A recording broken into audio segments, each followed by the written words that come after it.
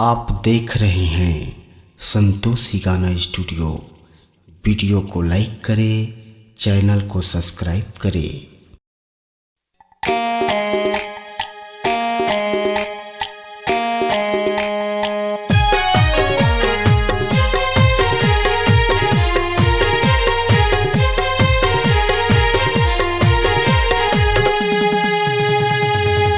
मोरी नियत करे है वो तोर कनिहा के कर धनिया माँ।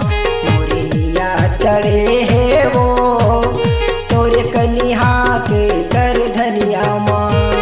जिमला मोर जला था चो आदि तय लगा था चो। जिमला मोर जला था चो आदि तय लगा था चो। गड़ के मोर नजरिया माँ।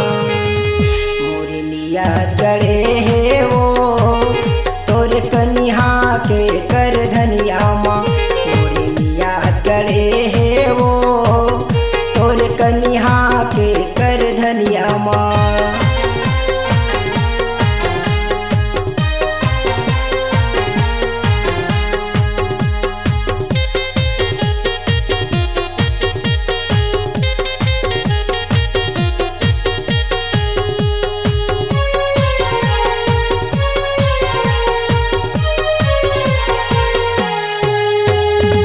लक्स साबुन तय हाथों से लगाए तान बदन माँ।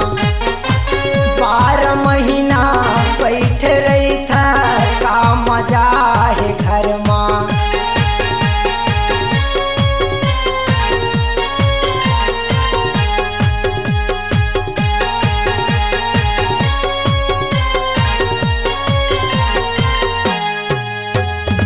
लक्स साबुन तय हाथों से लगाए तान बदन माँ।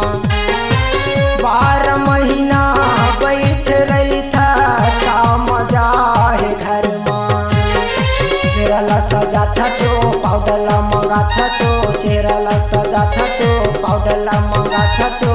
बैठ तय हाथुरिया माँ। मोरी नियत करे है वो तोर कनिहा के कर धनिया माँ। मोरी नियत करे है वो तोर कनिहा के कर धनिया माँ।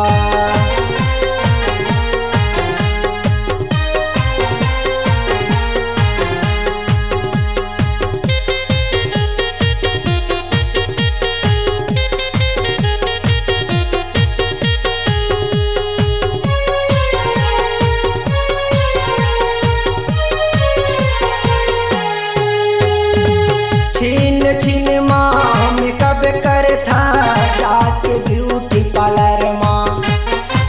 लंबा लंबा तोरे बाल हवे वो हवा लाल कलर माँ।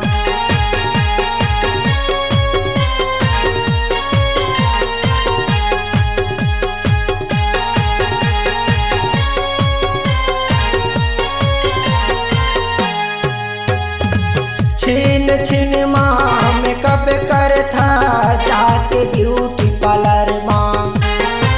लंबा लंबा तो बाल हवे वो हवा लाल कलर माँ।